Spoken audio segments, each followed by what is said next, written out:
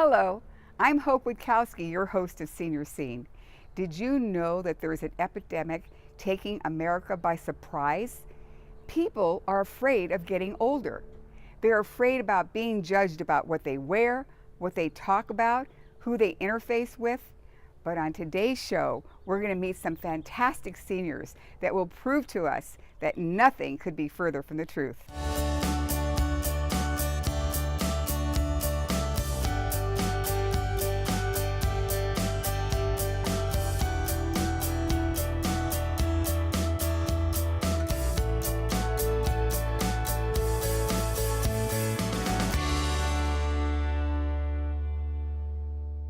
Ageism is a part of the social fabric of American life and was defined by Dr. Robert Butler in 1968.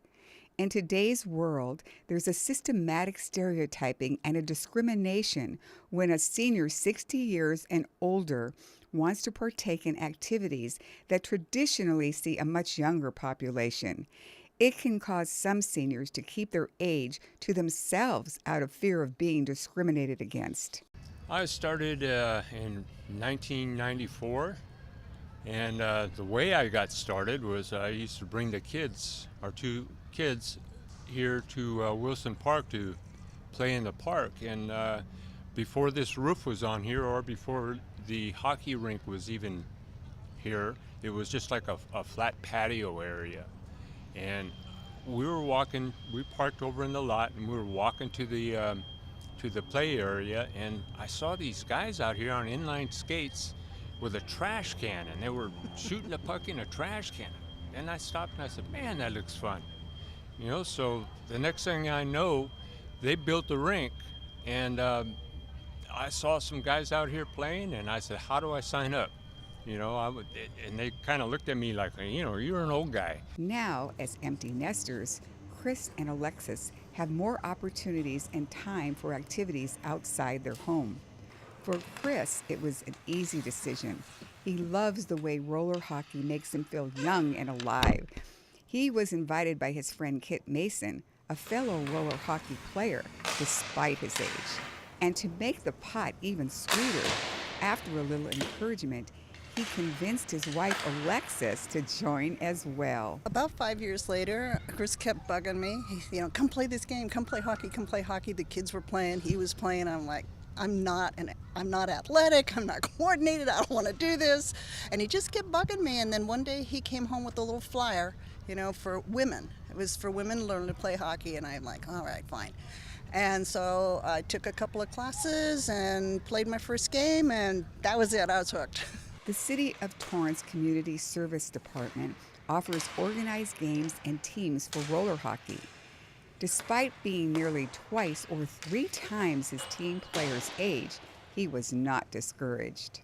When I started, I was the oldest guy here, and but it didn't bother me at all. I just wanted to play. It seemed like a lot of fun, and it was a lot of fun, and it still is. Kit kept telling Chris that his age played no part in being on the team with players in their 20s and 30s.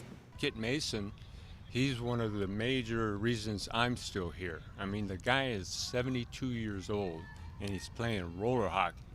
That's kind of crazy, and I was going to quit when I turned 60, but, it's just too much fun. And Kit is my mentor, and, I just want to keep going till I can't do it anymore. Kit Mason retired from the Torrance Police Department in 2000 after serving nearly 35 years in law enforcement. He says roller hockey has helped to keep him busy and in shape. A lot of my friends on the police department were playing hockey, and I just figured if I want to still hang out with them, I better learn to play hockey and go to hockey games, and so I could just be part of everything. And so I bought myself a pair of skates, and that's been about 25 years ago, though. And then taught myself to skate, and then started playing and never stopped. Every once in a while I get a statement, hey, old man, or something like that. But that's all. Everybody pretty well respects everybody else. That's one of the things I like about it, is that they don't show anything compared to age. Kit says he believes it's up to the individual to determine what they want to do at any age in their senior years. Not a lot of 72-year-olds are out here playing hockey. I think I'm probably the very oldest one that is out here. But if you like the sport, do it. Don't ever give it up. There's older people than me playing hockey, and they just continue play. They're in the older leagues. It's a lot of fun. I just emphasize do anything to stay active. Just do something, whether it's walk around your house, read a book, or whatever. Stay active. If you can't stay active, don't retire. Another active couple in the Torrance community that we spoke with were Chet and Joyce Kraft. While they didn't want to give their age right away, they share they're in their early 80s. They find a number of ways to stay active and busy, not only volunteering for various organizations, but also keeping up with the changing times of technology. They accept me as I am for what I am, because I can do the same things that they can do.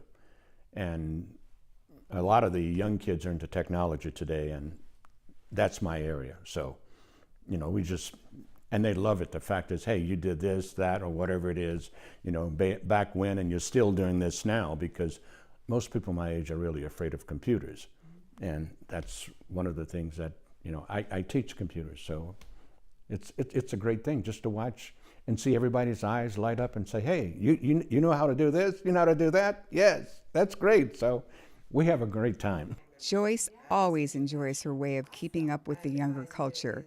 She was always looking over the horizon to learn something new. Quite a bit of my interaction with the younger people comes through my daughters, especially my daughter, who spends a lot of time working with youth.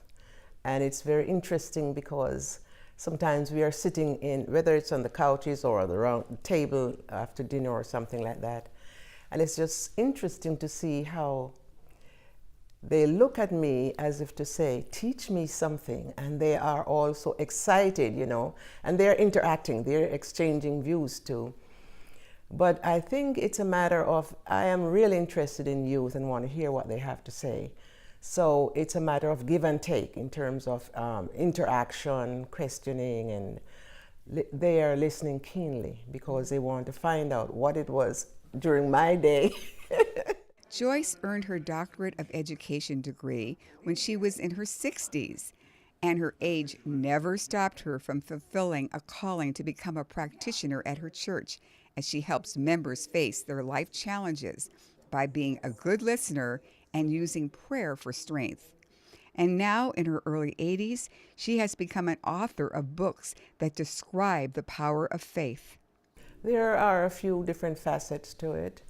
And one of the very satisfying part for me is when someone might come in to talk with me and we're seeking resolutions to certain concerns. Mm-hmm. The other part is participating in the service at church, whether it's leading prayers or opening and maintaining, I think we call it the order of service, and then allowing the others to participate as you would in any program. Her husband, Chet, loves to brag about his work of publishing her works, which is a prime example of a couple working together for the betterment of themselves and others. I'm very glad about her books and her work, and usually it means that I have to do a lot of work because I do a lot of her typing and I do her publishing for her book. And I have to go over it, and whenever she has something that she wants to change and make a lot of changes, because I'm the computer guy, so she says, hey, you do it, you make the changes. So do you get extra credit in her books? Do you get your name in there? Yes, she did. It's right in the front of the book. That is correct. She gave me that credit. Lovingly, he produces the book. I hope today's show motivated you into thinking, what is that one thing that I always wanted to do but I never started doing it? And maybe take it up now. I'm Hope Witkowsky reminding you, knowledge, it's a powerful tool. Tune in next time to Senior Scene for more secrets on successful aging.